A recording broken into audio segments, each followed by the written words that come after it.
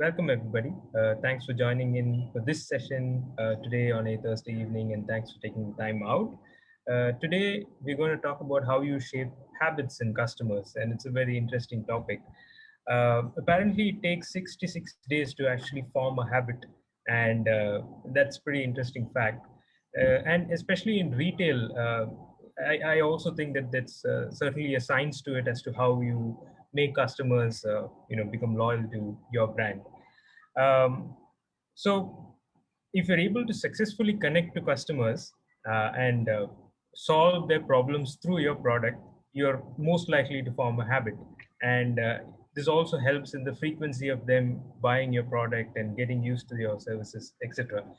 Not just for repeat engagement, but it also helps in a lifetime value of the customer. And that's certainly what we're going to be talking today. And this is just an overview. We have our guest today, Jyotsna Pratap Brahman. She is the founder and CEO of GrowFit. It is a health tech platform that is currently helping millions of Indians today who are at high risk of developing lifestyle diseases and giving them coaching and behavioral insights and healthy food and nutrition tips. She's also a alum of the Stanford University and from Bangalore University. She started her career with Cybercash, which is later acquired by PayPal, and she's worked extensively in the Silicon Valley with companies like Oracle, eBay, and Yahoo through their growth phases. After her stint there, she's back in India, and she was helping companies like OnMobile and Nolarity grow their base in India. So welcome, Jyotsna, to this session. Thanks, Renal. Thanks for having me on. And as usual, we are joined by MD, as he's fondly known as. He is the founder of this forum, CCOF, and he's been a veteran in this industry for 32 years, and he's been an entrepreneur for the last 18 years. He's an alum of the IIT Madras, Michigan State University, and Stanford Business School. So we have two alums of Stanford here today having a good conversation.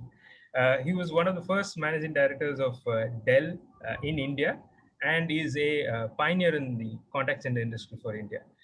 So without further ado, I hand it over to you, MD, for today's session. Thank you, Renil, for that wonderful introduction. And Jyotsna, welcome. It's lovely to connect after so many years. Thank you so much for finding the time, to chat with us over here. Want to take you back. I mean, based on Renil's introduction as well, want to take you right back to your starting days. You didn't start off as an entrepreneur.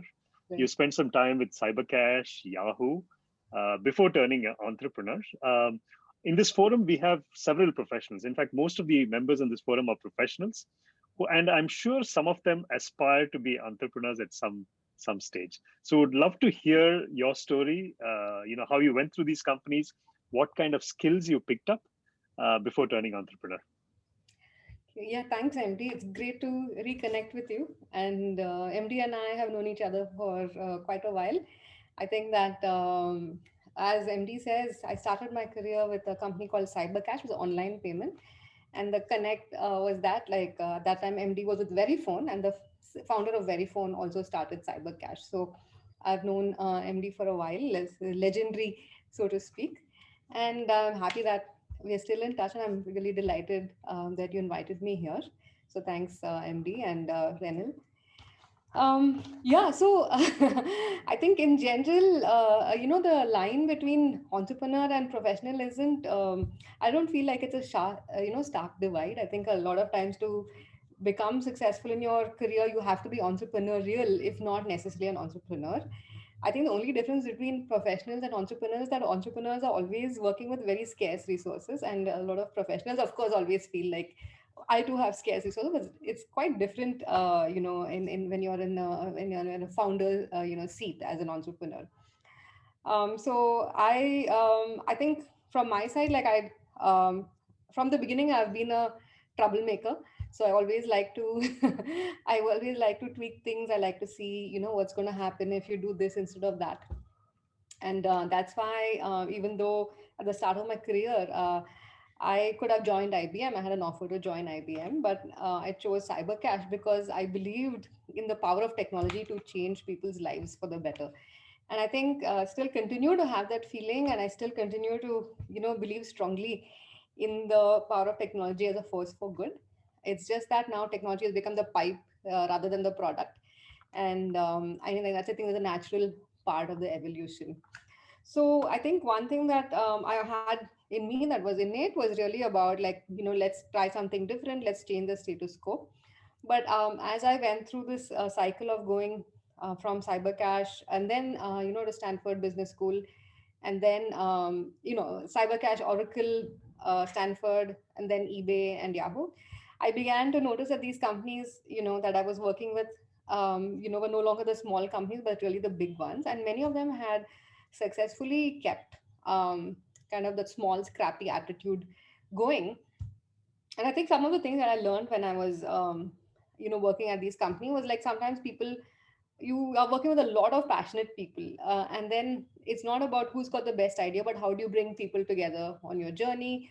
How do we know what customers really want, which I think is a big question mark in everybody's mind at any stage. And then how do we then, like, deliver value and build loyalty? These are the questions which were always very much on my mind. And as time went on, I built a toolkit for creating customer loyalty and high repeat customers, and for creating that pull wherein customers want to come and work with you.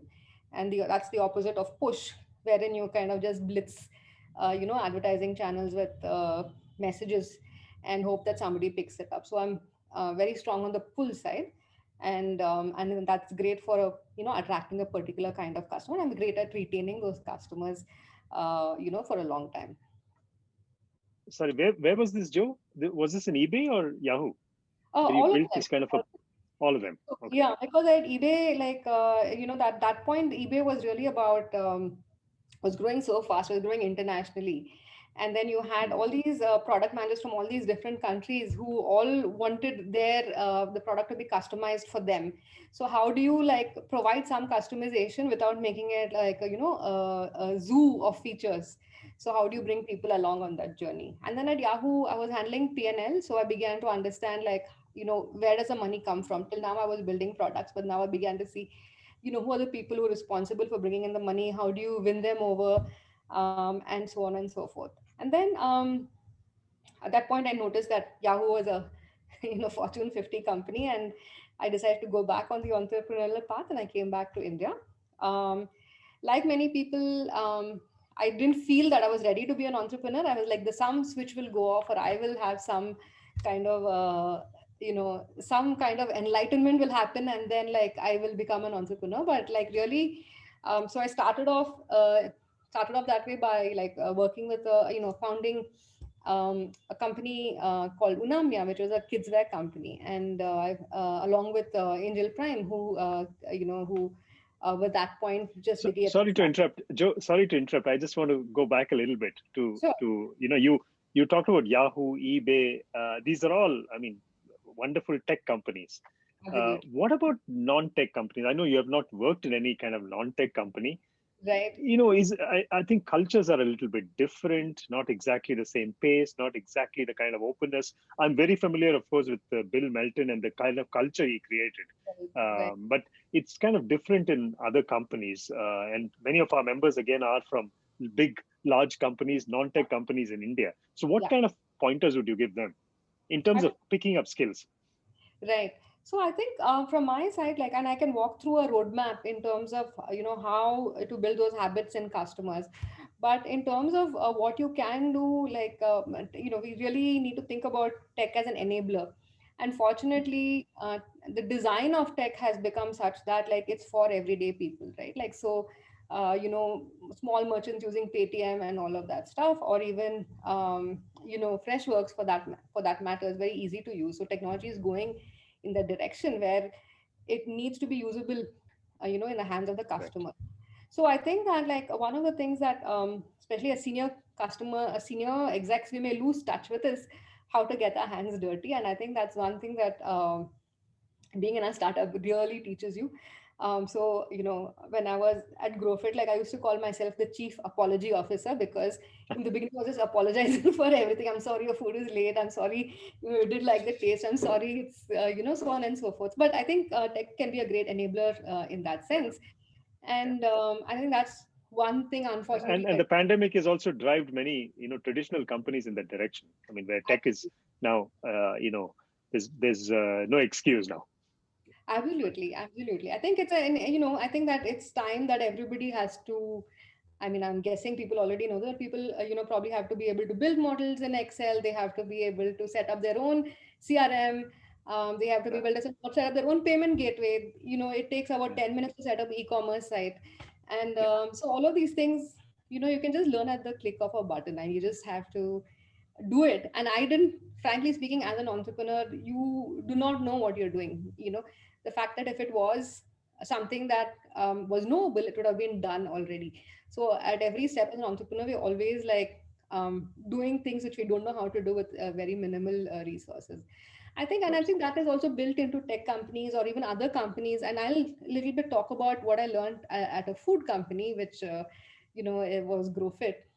Was really that whole process of teaching people to fail fast and iterating quickly, and that whole process of decision making, so that you can make a good decision, and if you can make the best decision that you can, if it doesn't work, then you have to iterate very fast. So that's one thing that I can talk about that we did at Yeah. GrowFit. Before that, I interrupted you when you started off with the kids wear Unamia.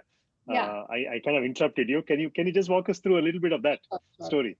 Unamia is was a high end kidswear brand, which was really about providing like international quality kidswear, because a lot of high end clothing is actually made in India, like for the well known Italian brands, or even like when you hear about some celebrities, Oscar gown, chances are it was made in India. That the work was done here.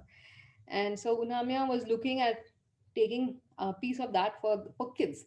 And at that time, my son was around 7 or 8, and like that was a gap that I found in the market. And I think we built a great product, a great site. I think the takeaway was really that the kind of people who felt the way that we did and was willing to pay, the appropriate price was very small, relatively small. And at that time, it was like 2012, and so it was a bit early for a D2C brand. And so we kind of regretfully had to bid goodbye. And then I worked with even put Yeah. on my. Sorry on that point. I mean, Mhm. unlike the Silicon Valley, where people are, in fact, many celebrate shutting down and so on, and see it as a big learning. In India, I don't know if it's still kind of looked upon as oh, okay, you're going to shut down kind of a thing. So has that kind of mindset changed? Because I know that more and more companies are being created today in India, and several kind of shut down for whatever reasons. That's Yeah. been happening over the last 5. So have you seen the change in kind of attitudes here? Unfortunately, it's been extremely slow, but a lot of angel investors who invest in the early stage should probably realize that, the mortality rate is quite high. So I think that like you can always try and engineer, a better outcome. But the issue is that in India, like you are setting standards all the time. Like there's nothing like a king size mattress. Every king size mattress is different, right? That's my kind of thing, right? Like, and we talked about tech and non-tech. In tech, there are standards, and non-tech, there are no standards, right? Like, what do you mean by safety? There's no body setting uniformity standards. There isn't even like UPC or SKU code for many of the products which are in the market today. So in that sense, No, I realize that because even now when I have to order something, whenever I see a small, medium, large, I have a problem because absolutely, large is never large, yeah, medium is never medium, yeah, depending on whom you order it from. Yeah, yeah. So you I literally understand that. have to see the size chart, and then you have to kind of kind of estimate in your mind and all of that stuff. And I think a lot of better funded companies who are looking, not necessarily at kids that face the same issue. And again, like I think that I don't think that problem really has been solved, but it's just that the Indian consumer, is younger and willing to take more of a risk now. So that market is opening up once again in the DTC area, and a lot of great products are being made. Kind of niche brands making great T-shirts, amazing leggings, and so forth. So I think that like craftsmanship can may not be scalable, but at least consumers can enjoy it when you have Sure. a B2C thing. Yeah, so I think the failure aspect, I wish, there was more of a celebration of failure. And it's not quite there yet, but then, like, I think people keep learn and they move on, learn and move on, and that's the way it is. So Um, then you came to GrowFit. well, then I put on my professional hat and I was with Nolarity and On Oh, Mobile yeah, for a for a bit. while. Yeah, and I think that time I really got to know India because until then I was like still living in Silicon Valley in my head, and then I got to know India, and then I realized that like when I was at On Mobile, they had these musical, they used to have services which would tell jokes and everything, which it was Hmm. really just a lot of like hustle. Yeah. You know that something works in Assamese, then you make it in Hindi, then you make it in Assamese and everything. Again, now non-standardization, but really taking advantage of the non-standardization to create small products for every single niche. And then I was with Nolarity, and I saw that company. I launched their internet marketing, and that company did really well as well. People here will be familiar with Nolarity, by the way, because it Yeah. works. It's for the call center, so many people here will be familiar. Yeah. Right, right. And I think that now all these products, which were, are now part of can't live without them because, Yeah. Exoten, Molarity, so many other really amazing and reliable products are there, which Yeah. integrate with, Freshworks and other great CRMs. And Yeah. then GrowFit came along in the sense that around this time, like the a long kind of arc here, but like since I had my son, I always been struggling with my health, and then the only thing doctors would say, like, take this medicine, come back after 6 months, and after 6 months, like nothing would have changed that much. The only thing that helped me was like eating right and exercising, and even that, like if you fell off the wagon, that was a whole thing. When I was at Unamia, I would take my lunch because office was at in Whitefield, and everybody would make fun of me because I'd have like a salad, I'd have a snack, I'd have lunch. The lunch would have like a dal, chapati, and some other shit, and like it was a nightmare for everybody to cook it and send it to me. I would go shopping at Nature's Basket. My bill every week would be like 3,000 rupees, and then I had to come home and cook or tell someone how to make it. So it was a hell, and but it did work. So then the idea with GrowFit was to help connect people with the advice that they needed to make changes in their life. And around me I could see a lot of people who actually were living an exemplary life, starting with my father, like strict vegetarian, dips, doesn't smoke or drink, exercises twice a day, but still has heart disease, high blood pressure, diabetes, right? And like that I could see now my friends, people in my age group, getting like heart disease, diabetes and so forth, which I knew that they weren't really doing anything wrong. So that made me feel like, this is something that we need to really look at a little bit more. And I can talk about the GrowFit story anytime you like, but that's my origin story, as it were, right? Okay. No, that's fascinating. So how did it happen? I mean, you thought about it and said, okay, there's an opportunity here, and let's go for it. Yeah, so I think it's a little bit different from that. Like I had been talking with different people, about coming on as a entrepreneur in residence, like a EIR. That's what the Mhm. role is called. You come Yeah. on, and then like you work on an idea, and then like funding is almost guaranteed, and then you take it from there, then take a series A, series B, and so forth. So that was the model. I'd been talking with Ganesh from Growth Story and his Yeah. partners about health, Yeah. and they had good success with Portia and so forth. So we're very interested in looking at preventive health, and I had this in my head as well. So we talked about that, and got started in that sense. So when GrowFit first started, it was an app because I don't know anything about cooking. Like I have no idea about cooking, and I'm more like a conceptual person rather than running a food business, highly operational. So I had no idea about this stuff. But we started off as an app. But and within like going back to the Unamya side, we wanted to make sure that the market was big enough. Mm. So when we released this app, which in the beginning was really nothing more than a screen, like a chat screen, and on the other Mm. end there would be a nutritionist, and like within Okay. like a month, That's all it was. It was not like a fancy app. And within a month, there were like 10,000 installs. And customers were chatting with us the whole time. And we began to realize that the market is actually very large. And we then Ah. decided to kind of, yeah, go to the next So step. all they wanted is get an app and talk to a nutritionist. Exactly. That's it.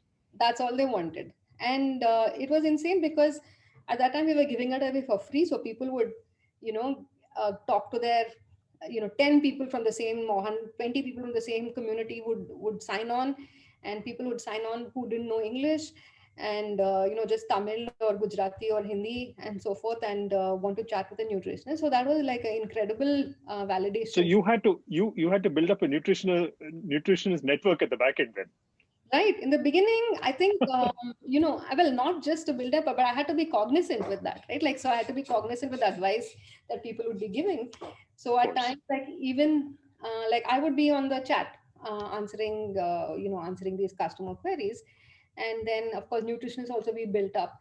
And, as part of this thing, we found, I mean, first of all, it was a validation for the whole process. Then we started, experimenting with revenue and so forth, and we found that people are willing to pay and so forth.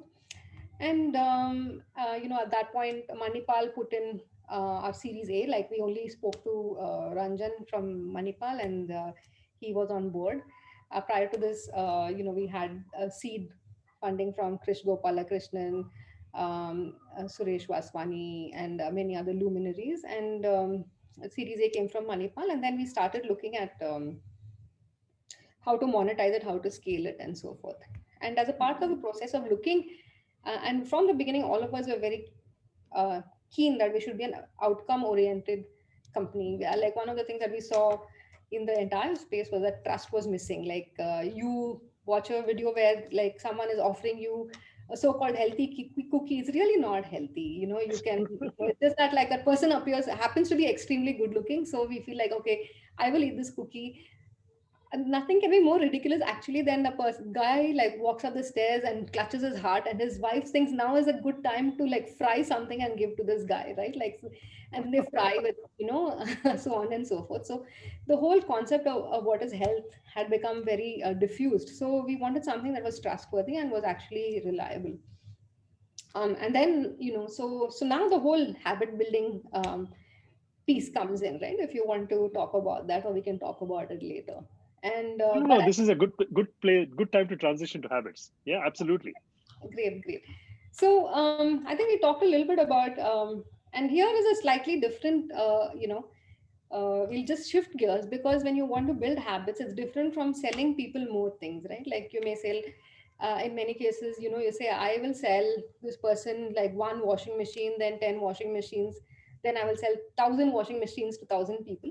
Whereas, like, the habit formation is coming at a different angle. The person may say, like, the company may, you may then say, like, I want the person to kind of wash their clothes every day or whatever, every 2 days, right? So from our perspective, we were looking at it as, how do you drive outcomes? Then you have to re-engineer the entire process. And for those who are interested, they may like to read a book called Competing Against Luck by Clay Christensen, late professor at Harvard. And he really talks about how whenever you buy a product, you're actually hiring it the same way that you hire a person. So if you're buying like a running shoe, you're hiring that running shoe to do something for you. So in Right. that sense, like, we have to think, why have we hired this product? Why have you hired GrowFit? What is it that you're trying to do?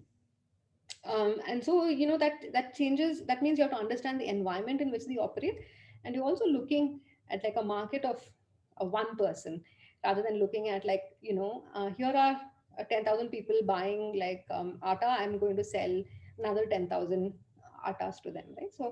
So then you start from that, and then you kind of begin to understand the environment in which they operate. And there's a second set, or another framework by a person, a gentleman called BJ Fogg at the Stanford Persuasion Lab, and now he's written a book.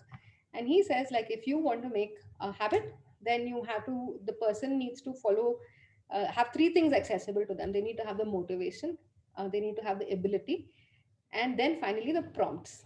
A lot of the apps, they focus on the prompt, order now, 10% discount, all of that stuff. But Correct. really, if you want to build a habit, you have to look at the first two components of it, the motivation and the ability as well, because What is ability? I mean, motivation, I understand. What do you mean by ability? so the ability can be your ability to make the change. So, for example, you may want to start like a running habit, but you are living like in a place which is really crowded, or you have just now hurt your ankle. So, no matter how your motivation, and no matter how many times they remind you to start running, but the fact that your ankle is busted, is you're not going to be able to run.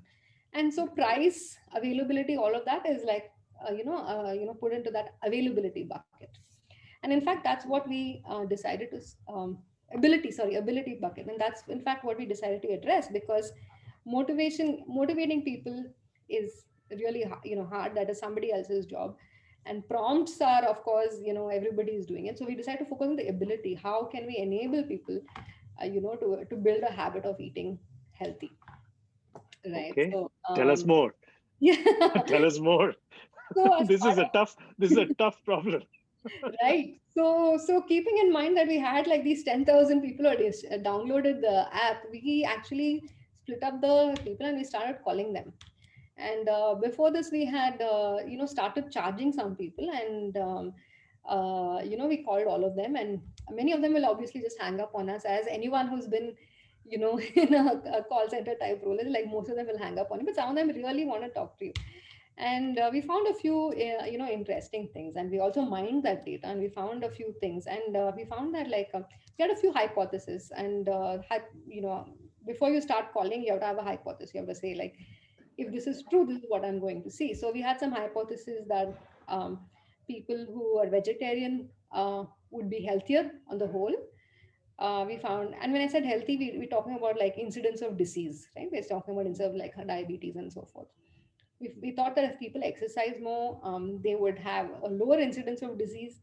And we thought that most of the people on this app probably are on the older side in terms of like late 30s, 40s onwards. And on all counts, we were wrong, because Mm. starting, in the reverse, like most of the people on the app were like 27 years old, 27 to 28 years old. And at that age, about a third of them had already developed some form of lifestyle disease, whether it's hyperthyroidism. Wow. Exactly. And geography wise, this is across India or mainly Bangalore? Across India, including really small towns. And about like two-thirds of these people were like from small towns versus big towns, which, in a way Oh, makes sense. interesting. Yeah. Interesting. And we found that the vegetarians were on the whole slightly worse off, right, in terms of lifestyle disease. And we found that there was really no difference whether someone exercised or not, because and I think there's also might be some data thing over there, because maybe they started exercising after they were diagnosed. So we don't know the relationship so much between yet. But we found that few early hypotheses we hadn't followed. And we also, and I think this may be a little bit more obvious, but we found that the people who had paid for the diet chart were following it more diligently, and they had seen better success in terms of like weight loss and all of that stuff. So That's that, because they were motivated, I guess. That's yeah, they because were they more were motivated. so charging. Motivated enough to pay for it. Yeah. Exactly. So both ways. I mean, you can say like, once they paid, they were locked in and they were committed to the data or this thing. Or the reverse also, you can say they were motivated, so they paid for it. Both ways, could work. I think it could run either way. So I think in that sense, then we also found in speaking to these people that, and this was because, we would, give these diet charts with certain, the diet charts would have certain things like, you need to have like buttermilk with chia seeds, or you need to have a fruit every day. And we found that most of the people were having problems with following that advice, right? So that the ability issue. So you can give the advice, but if they can't get an apple or chia seeds, then they're not going to be able to follow it. And so we, that was like an aha moment, saying that like, and the stories were diverse. The stories would be like, I have an apple, but there's seven people in my house, so I can't eat it alone. I have to give them all a piece, right? Or where can I get chia seeds, which, back when we first started this company was a little bit harder to find than it is now. So, Or sorry, I'm going to keep, sorry to interrupt again, because this is fascinating story, Joe. So now these are like several, I mean, you have 10,000 customers, Mhm. even if a part of them you're interacting with. Yeah, this is kind of continuous interaction to figure out these stories. absolutely. How did you manage this at scale? I mean, Absolutely. how did you talk to so many people and figure out all these different stories and put them together? Yeah, so that's where having a hypothesis really helps. So we cannot start with a hypothesis saying that, like, whereas boiling the ocean would be hard. So I think that, like, start with a hypothesis saying this is what I'm looking for, and if I get this, I'll say it's true. If not, I'll say it's false. And every Ah, single person in the company, made calls, whether they were an engineer or they were like, admin, or they were this thing, myself, we all made calls and we put it on a spreadsheet, right? And of course, yeah, we weren't able to call all 10,000 of them, but yeah, the yeah. data, it became quite striking after a while. So in that sense, like, we all agreed that this is, No, my point is that you need to keep calling because you need to, as they use, you need to keep getting that, you know, yes, yes. it's not just that one Apple story. You need to get what happened after that. Absolutely, absolutely. So we, that's what one of the nutritionists, basically the nutritionists were charged on, were basically incentivized to say, like, to have these, detailed connect chats with the customers. And they were also saying, we were all also, one of the metrics we began to measure early on was repeat. Like, do people repeat? Do they come back? How often do they come back? And so forth. And definitely, you need to keep analyzing that information, and you have to also keep making the tweaks. So you, after you got this information, you found enough data to give a tweak, right? So the tweak that we first worked on was, like, should we offer them like a package with company like a Big Basket or something like that. And so we started saying that, like, you can get this on Big Basket, or we can buy it and send it to you. And we found that customers didn't like that, because they said, like, now you're pushing product on me, so I don't like that very much. So, but anyway, there was this opportunity here which was about solving the last mile. And so we started a kind of a kitchen, and we began to deliver meals to customers. And we found that, and there were like a series of lessons over there as well, but that was, kind of that worked. And we found that, like, basically, if you take the friction out of the process and make it really simple for customers, It's called reducing customer effort. absolutely. Yeah. Definitely. Remove the friction, and they really just have to chew, because one of the great things is that people are already eating. You just have to replace what they're eating with healthy food. And there were some takeaways there as well. And we found, like, some of these takeaways that we found were like, if the taste isn't good, then people won't eat it. So some of these customer, like, we Of had course. in the beginning, people were like, I will do anything to lose weight. And after eating this food for 3 4 days, it'd be like, I'll do anything, but I won't eat that. So, people, so we said, like, fine, this is the reality. Like, for people to stick to the program long enough to have an outcome, you have to make sure the food tastes good. So from the beginning, we had a big emphasis on taste, like, and we made everybody in the customer literally guinea pigs. And there have been times when, like, we've been working on a sleep drink or whatever, and I've been knocked out and had to go home because, like, I got so sleepy or whatever. So basically, instead of eating your own dog food, you're eating your own health food, Yeah. and you give it to everybody, and you hear from them what the issue might be. So, one insight, of course, was that taste was important, so we focused on taste. The challenge was that things that taste good are not healthy, so we had to do a whole lot of innovation there to So, source so, products and so so forth. from nutritionists, you have to bring on board chefs, is it? I mean, is that a transition at the back end? Yeah, that's the transition. We had to set up a little kitchen to do this experiment, because at that point we were still thinking that the experiment is then going to go back into the app, and that is, it will become, this is just like a learning that we're doing. And at some point, that became the business. I think one of our customers, who, Ganesh had recommended, he got on on this program, and he lost 8 kgs, which he'd been struggling with his whole life till then. And he Wow. told Ganesh, and Ganesh was like, this is really something. And you really need to think about, which is what is actually the business for you guys. And it so happened that, like, we also said, realized that if we were looking at outcomes, then this is, what needs to be done. Like, it's not what we started out doing, but this is what customers need. They need things to be done for them, so that they can, focus on other parts of their life. They can focus on, being a parent or being a high performing CEO or being a lawyer or a doctor, and we should take care of this stuff for them. So I think that's kind But of the beginning. but you don't kind of communicate outcomes. When I see your site, Yeah, it doesn't. I mean, it's more like a cloud kitchen kind of a yeah, presentation, I guess. yeah. But I it think doesn't talk. So that's where I'm finding a little difficult to understand. You're yeah, connecting the dots in your story. yeah. So I think here now, when we started talking about building trust and so forth, we found that like people actually don't believe the before and after, right? If you put we had it for a while ago, we had a lot of stories and we collect a lot of stories. People literally don't believe any of it. I think for people like our customers, what they look at is the nutrition label. So I don't know, let me just present my screen. Sure. Yeah, I've given you Okay, co-host access. Yeah, please do. so I want to make sure that I am sharing the right screen because I am also learning Korean. Here we go. Okay. This is not it. So I am going to stop this and I will go to, yeah, here we go. Yeah. So here's the GrowFit kind of website. Here's one of our very early. No, it's showing. Can you see this now? What are you? Oh, No, oh, what are you? let I can see the Zoom screen. I can oh, see the Zoom screen. let me share again. I think you need to show the right app. There you Share go. the right app. Yeah.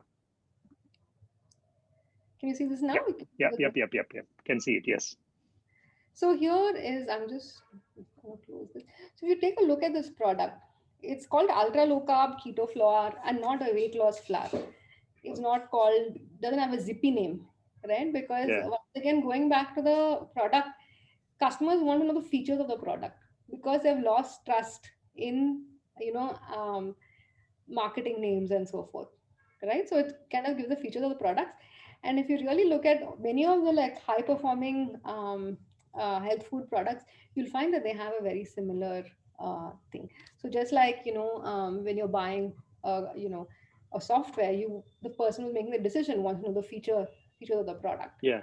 right? Yeah. Yeah. Versus when you're buying soap or shampoo, you may not care so much about it. So it's kind of a technical decision.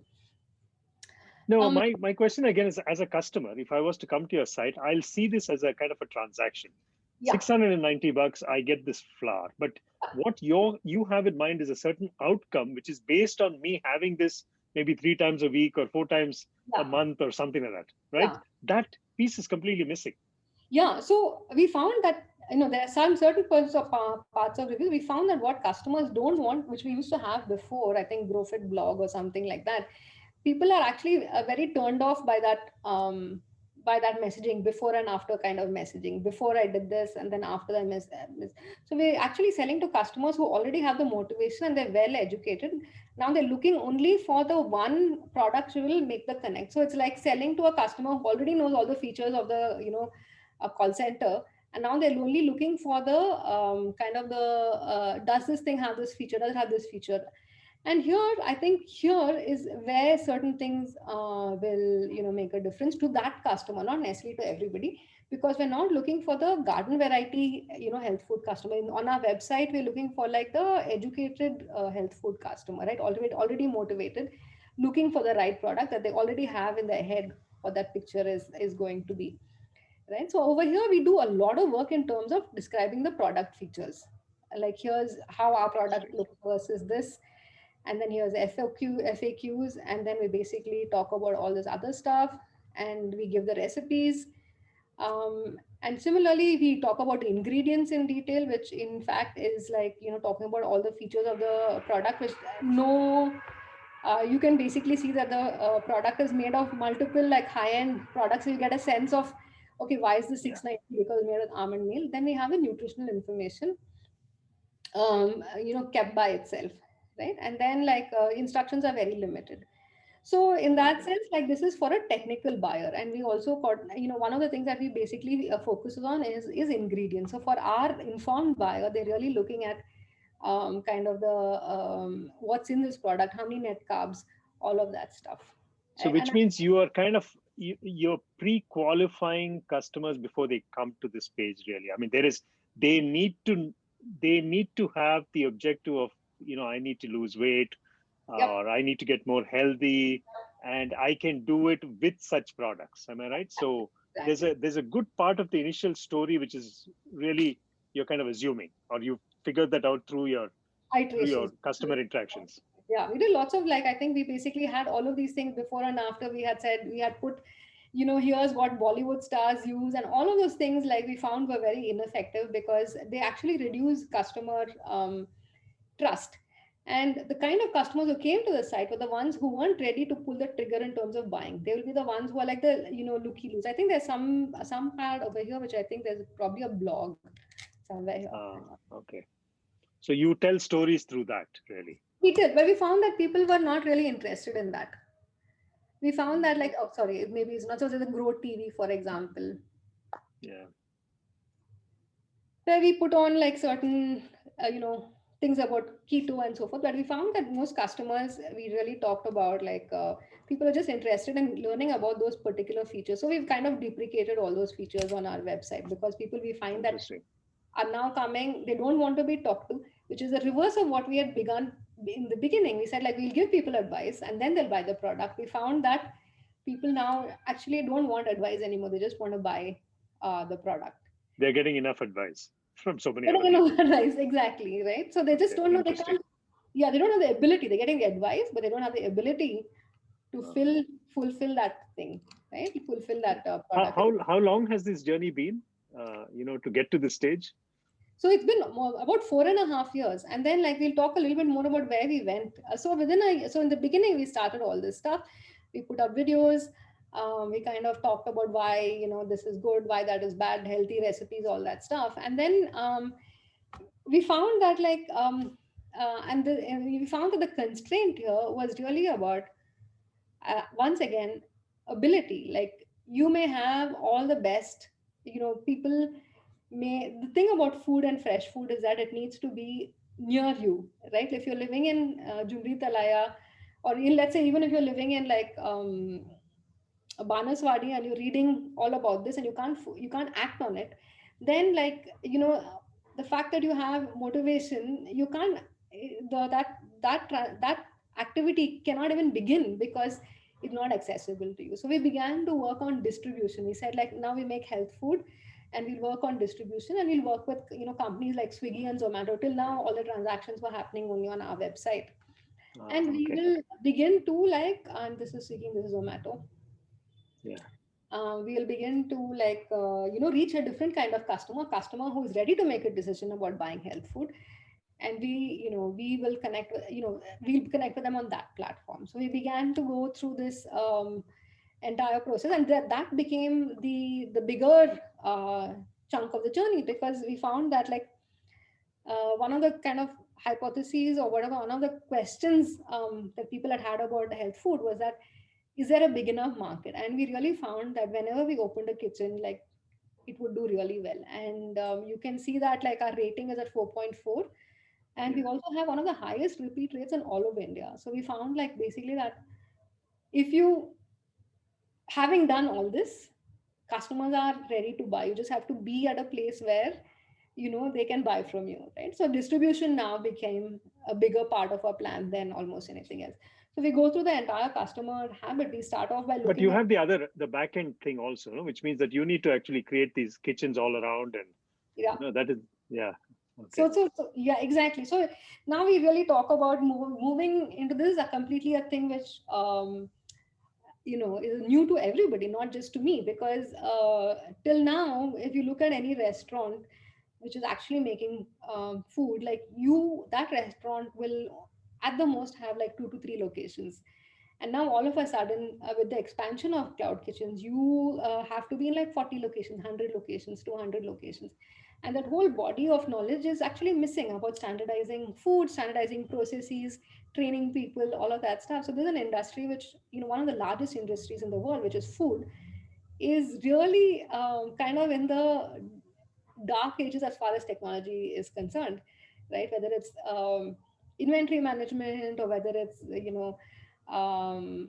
tracking of transportation of materials, whether it's training people, like, there's a huge, potential for technology to be or anything else, in fact, to be integrated with this industry, because nothing is standardized, right? So I think when we first started and we began to show that this is the calories, the carbs, proteins, and everything, that was like a game changer as far as health food was concerned, because nobody was giving this information. They were all like, this is healthy, believe me. And now we began to break it down, saying like, this is what is there in this product. Unfortunately, we're not allowed to give a lot of information on a format like this. Yeah. But this was enough for people to begin ordering, and then figuring out that it made them feel better, that they felt lighter, they had more energy, they could lose weight. All of those things happen, and kind of the entire we find that we're at a cusp of like two big trends. One is health, and the other one is like this cloud kitchen model, right? And Yeah. this Yeah. So you're at strong, the intersection of those two. I was about to say that right, actually. right, It's a right. and interestingly, I mean, one other Ganesh's company is also a cloud kitchen company, right? Yeah. That's fresh menu. Yeah, and they Fresh do food, fresh a menu. wonderful Yeah. job of. They were also a pioneer. They weren't looking as much at health food, and I think that. And I think that's where the importance of focus comes in, because like when you look at our menu, you find that it's like everything is healthy, whereas if you go to most other companies menus, you will find that like there is food which nobody would consider as healthy. So if you look at our menu design, it really is designed for the person who will eat healthy every day, right? So we have desserts, we have snacks, we have breakfast and everything, because one thing about health is you can't eat one healthy meal and then say I'm going to be healthy. You have to be consistent, right? And that's again goes back to the whole idea of building habits. So we designed the entire menu so that it's tasty. A person who eats it, feels good, and they come back the next day. So most of our customers will just like, I mean, that's one of the reasons why we have the highest repeat rates in the Sure. industry, right? And I think that focusing on being reliable to that customer and helping them build that habit of eating healthy by making it easy for them, and also not very expensive, like 199, like it's quite light on the pocket, I think. Yeah. Yeah. Sure. So I think that Yeah. So I mean, do you still have nutritionist for customers to talk to, or you've kind of gone away from that? we do have nutritionists. We found that customers actually don't want to talk to them all that much. They might want to maybe consult with them a little bit, but they don't necessarily want to, have long soul searching conversations, because they're like, this is the shortcut to my thing. If I look, this is the shortcut to my getting my result. Like, I don't have to get your advice, then go shopping, then make the food, then buy it. I can just order from here. So, thanks for doing that, right? So that, Yeah. So measurement again for you. I'm saying in terms of um, customer satisfaction measurement is basically how much they come back to you. That's the yeah, primary metric. right. One of those things at the first level, we can take a look at this customer rating. So let's say that the customers, look at this, 4.4 is one of the very high for a restaurant. So we look This at is the where now you're on Swiggy, is it? Is that Swiggy? yeah, it's on Zomato, yeah, Oh, it's okay, Swiggy. And got it. Okay, Zomato has equally like high rating. It's here yeah. somewhere. So the first cut is taking a look at the rating, and then we're also able to get the rating by dish. So we look back at the kind of the dishes, and we're able to say what doesn't work. You might have a product which is like the best product in the entire world. Like we used to have keto momos, right? So low carb momos, which were really quite tasty. We used to have keto pizzas, and they were good, but like a lot of people who didn't know what keto was would order it and feel very disappointed, and so we just removed it because I think it was confusing to people to see that pizza on that menu. So we had to keep, and everybody begins to do this. You have to iterate, remove, innovate new products. So the constant process of creating products. So I think we're really good at kind of making sure that people aren't bored. So we keep on coming up with new things, so that so that they also feel motivated to keep going. Sure. And you have direct access to customers also, right? Because you can. I mean, do you have a kind of a recommendation engine which you can kind of operate on? For instance, if somebody's bought a keto momo, Yeah. after that, would you suggest something that if that was a snack in the evening, this is a good thing for dinner, kind of a thing? Yeah, so unfortunately, we're on our own platform. We can tell everything about the customer. We can call them. We can You suggest. can't do that else. We can't do that here. So I think that like the two channels, it's like is like being in retail. For example, you don't know who's buying your product. But Correct. I think, at scale, it's really hard to stay in touch with, in a non-tech company or in a non-tech channel, it's hard to stay in touch with customers that way. So that's why our website and so forth is really important. So I think that, and people do leave reviews, and those reviews are actually always very helpful as well. Of And course. as a CEO or as a, top exec, very rarely do people come and give you bad news, right? So that's where the reviews, as you need to really look at every Yeah, one of those reviews, to make sure that of course. we Of also, course. the other thing that we do is we make our chefs look at the reviews, which normally is not done. The chefs are so normally the chefs are kept in the back end, but we kind of, I think one of the like amazing things that we found was that like chefs are great leaders, right? They're creative, they're dynamic, they're kind of detail oriented. So we began to empower them, right? And we said like, need to look at these reviews and you have to help us identify how to get that better. And that was like a huge, I don't think anybody else does that. Chefs are generally like back end people. When our, in Growfit, it's their front Yeah, end people. interesting. And I think that's made a huge difference. We kind of to their job satisfaction and to our company performance as well. Okay, So I cool. think that, yeah. So I have to, yeah, sorry, go ahead, go ahead. Go ahead, no, Joe. no, at a later stage, I can talk briefly about what are the tools that we use, in the sense internally, what are the frameworks that we use to kind of drive outcomes, and resources that other people may want to look at. Yeah, I think we should touch upon it. Before that, I just want to let the audience know if they have any questions, please post it in the Q&A box and I'll ask Joe your questions. Okay, Okay, I'll stop. so yeah, Yeah, before that, I have just one question, Joe, on this plant-based diet thing. yeah, Okay. yeah. Suddenly, everybody's hearing about it after, uh, Djokovic yeah, started winning Grand Slams after one after the other, and talk about plant-based diet. So yeah. you have any opinions on that? I think I have a kind of a mixed message, like in the sense that people have to make the decision for themselves, and I'll kind of tell what the data is that I've seen. Of course, I'm a vegetarian myself, and I kind of love animals and so forth. So I can see a lot of reasons, including environmental, for going to plant-based diet. Uh, and I think that the other thing that we need to be very careful about is processed food, because one of the reasons that we are doing as vegetarians, we're eating a lot of processed food. We're eating a lot of rice. We're eating a lot of like chapati, which is basically, very like refined uh, wheat flour. And we, in that sense, have to be more careful to eat whole and unprocessed foods. So somebody like a Djokovic probably has access to like high quality plant foods, right? Like could be tempeh, seitan, and all of that stuff, which aren't so processed. And so I think like I'm all for plant-based food, right? I think it's a kind of a great thing. But I think in we always have the risk of going in the other direction. But we have to make sure we're eating whole, unprocessed plant food. Mm, mm, And just because something is plant-based doesn't mean it's healthy. Just like something which is organic isn't always isn't healthy, right? sure. So if you're drinking almond milk, you may want to question that, because almond milk is highly processed, right? Like if you're drinking oat milk, that may not be the best for your health either. It's very highly processed. Things like impossible foods are highly processed. However, things like tofu, seitan, tempeh may be better for you than eating these foods.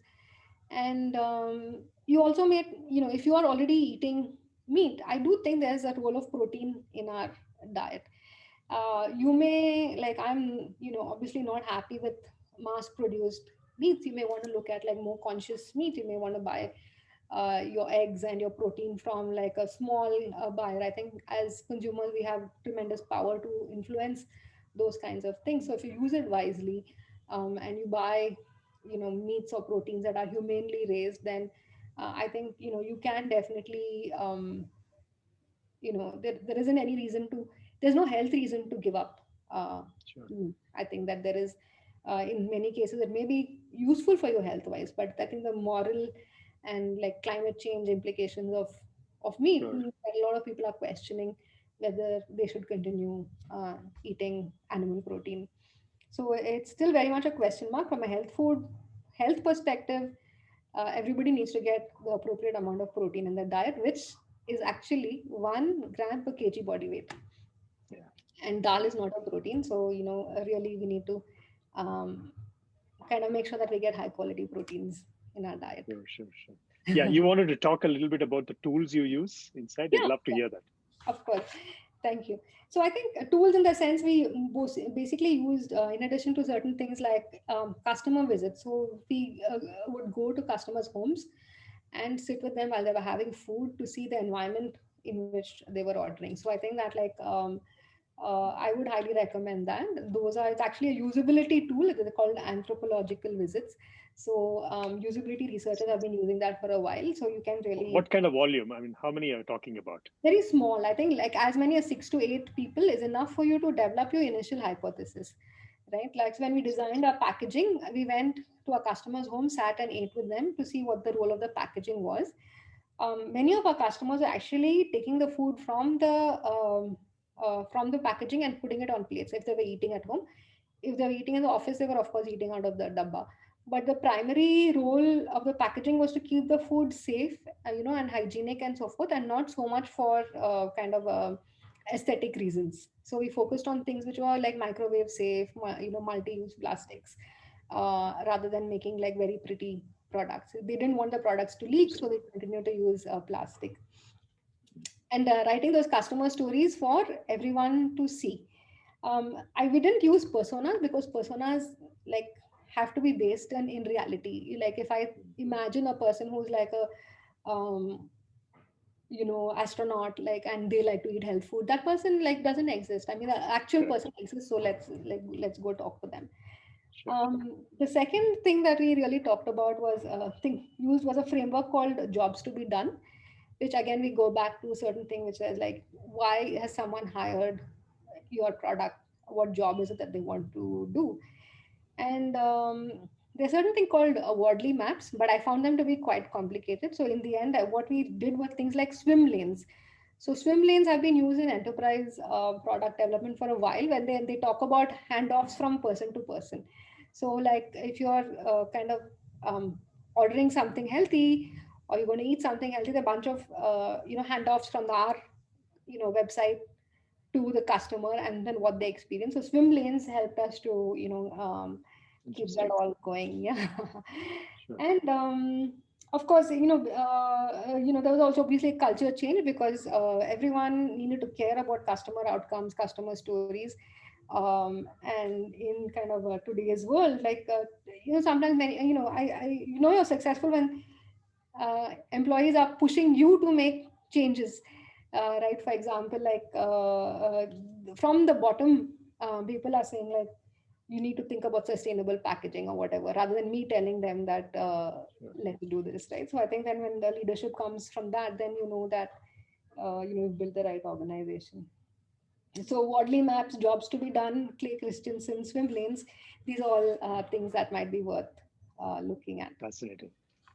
In fact, we will cut out just this clip and post it, by the way. This is what we do. As I told you, we actually make clips out of look, we have been talking nearly for an hour now. Right, so we actually make interesting clips. And then, some of the things that you mentioned, I'll get in touch with you. We'll put links to those as well in the description so that people can follow that. We are actually, we've been talking for an hour. Thank you. Actually, this is fantastic. Really, no questions. We had a small audience today, so no questions for you at this point. But your contact is always available. They can always get in touch with you. By the way, I have tried out. In fact, instantly the what you showed, that kulcha and chole thing, I have actually had that. I didn't know at the time that you actually ran this company, by the way. Oh yeah. Okay. Great. So a while ago. So anyway, I'm hoping our guys try out your thing. There is a question here. Hang on, let me just quickly look at this. Impressive discussion, very motivating. Thank you so much.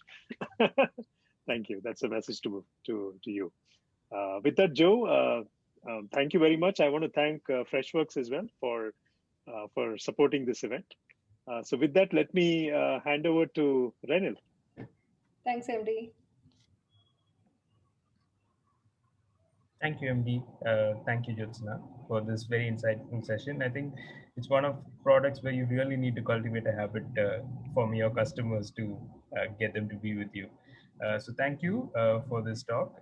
We look forward to our next session, which is you will get updates soon from CCOF. Thank you so much. Take care. Bye, guys. Thank you. The next one, by the way, is August, I think, 26th. Remember, we do these on the last Thursday of every month. And it's at 7:30 p.m. So see you all then. And thank you once again, Jyotsna. Fantastic. Thank you, Daniel. Take care. Bye, everyone. Bye-bye. Bye. Bye.